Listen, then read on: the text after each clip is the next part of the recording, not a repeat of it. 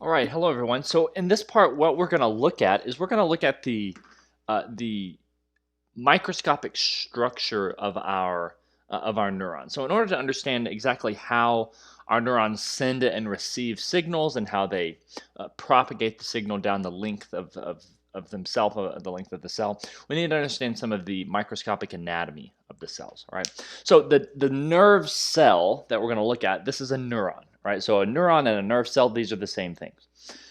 This neuron is excitable, right? So we talked about the idea of excitability in a previous part, one of the first parts.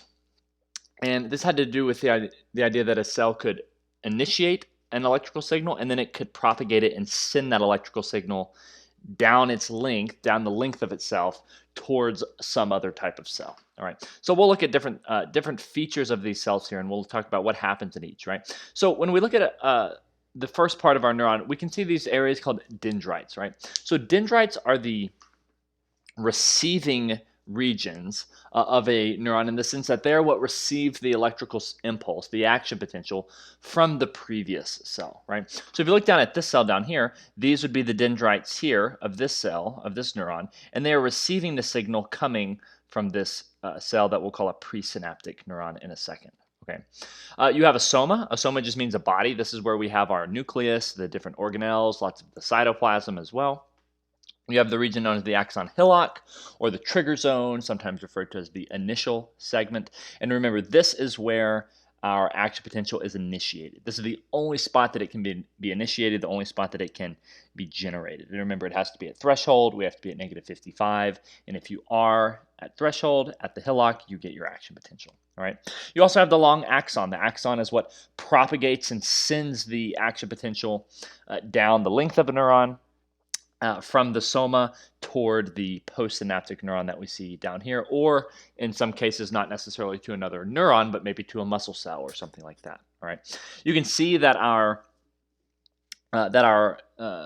axon in this case is myelinated, and this myelination are these wrappings around the neuron that allows the impulse to travel more quickly. All right. You also have axon terminals, right? So axon terminals are these end kind of bulbous regions. Sometimes they're referred to as synaptic, these synaptic knobs or synaptic bulbs. And this is where we house our neurotransmitter. In this case, we're probably looking at acetylcholine. And in the next chapter, in chapter 9, we'll look at acetylcholine in more detail. But this is where we hold on to our neurotransmitter, and then when the action potential arrives at this region, we release the neurotransmitter into this region known as the synaptic cleft that we'll look at in the next slide, and then that neurotransmitter can bind onto the postsynaptic neuron down here. Okay, so we've thrown out this term and mentioned this term several times now, the term synapse or synaptic. So a synapse is the general region where two cells meet, right? So the nerve cell and another nerve cell, or the nerve cell and a muscle cell, something like that. So in this case, we're looking at where two neurons meet. So this whole general region that you see here, this kind of in the circled region, that is the synapse, right? And so the synapse in this case is involving two neurons, and so you can name the neurons where they, based on their location relative to the synapse. So if it comes before, you call it the presynaptic cell or the presynaptic neuron. It is before the synapse, right? So here's our synapse here. Here's the presynaptic end of this, or the end of the presynaptic neuron, which is from this neuron. And then this region down here, this would be part of the postsynaptic neuron, right? Or the postsynaptic neuron. So here's our postsynaptic cell or postsynaptic neuron. It is after the synapse. It is what is receiving the signal from the presynaptic neuron, which is sending the signal, okay? You also have a synaptic cleft. The synaptic cleft is the physical space or the physical gap between the two neurons, so between the presynaptic and the postsynaptic cell. So these neurons, and in our body, they're not physically touching. They're not actually butted up next to each other. There's a small space, and that space is known as the synaptic cleft. The cleft and this gap, this is what the neurotransmitters diffuse across, and they enter the cleft and diffuse across the cleft, and then bind to their receptor on the postsynaptic neuron. And then you have synaptic knobs. Okay, so synaptic knobs are the round kind of bulbous regions of the synaptic terminals that house our neurotransmitter. So we'll talk specifically about acetylcholine as we've mentioned.